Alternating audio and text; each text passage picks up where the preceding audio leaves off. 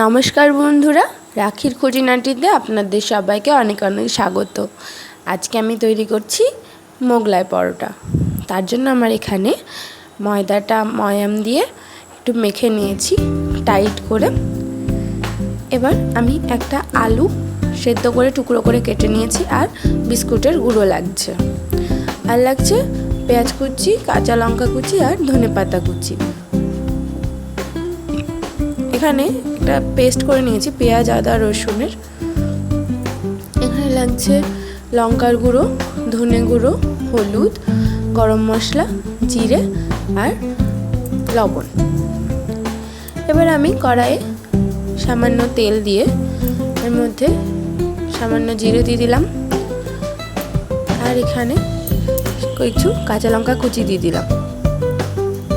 একটু এটা নাড়াচাড়া করে নিয়ে এর মধ্যে যে পেস্টটা করে রেখেছিলাম সেটা অর্ধেকটা দিয়ে দিলাম।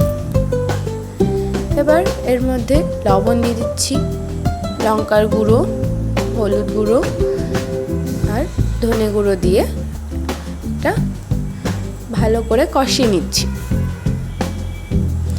এবার আলুগুলো দিয়ে দিলাম এর মধ্যে, দিয়ে ভালো করে নাড়াচাড়া করে নিয়ে কষিয়ে নিচ্ছি ভালো করে। এবার একটু সামান্য জল দিয়ে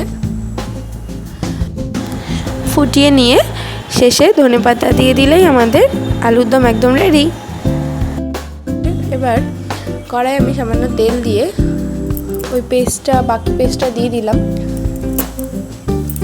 ওর মধ্যে আবার কাঁচা লঙ্কা কুচি, লঙ্কা গুঁড়ো, ধনে গুঁড়ো, হলুদ গুঁড়ো দিয়ে আবার ভালো করে নাড়াচাড়া করে নিচ্ছি। একটু ভালো করে কষিয়ে নিয়ে এর মধ্যে এবার আমি বিস্কুটের গুঁড়াটা অ্যাড করে দিচ্ছি। এবার ওর মধ্যে লবণ দিয়ে ভালো করে এটা নাড়াচাড়া করে মিক্স করে নিয়ে এরকম একটা ঝুড়ো ঝুড়ো টেক্সচার হয়ে যাবে। এবার আমি বাটিতে দুটো ডিম ফাটিয়ে নিলাম।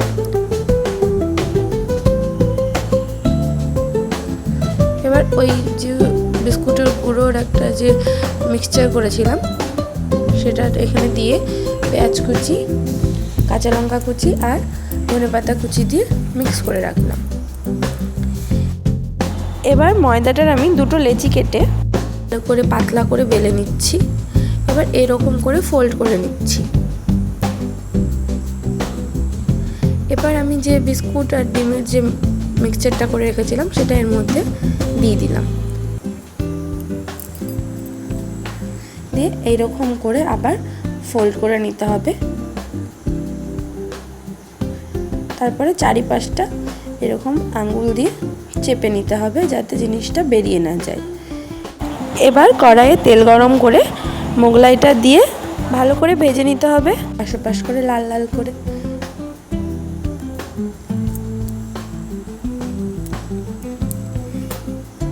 যে সাবধানে এটাকে তুলে নিতে হবে, তাহলেই আমাদের মোগলাই একদম রেডি। এবার টুকরো করে কেটে নিয়ে তার সাথে পেঁয়াজ, শসা, সস আর ওই আলুর দম দিয়ে এনজয় করুন।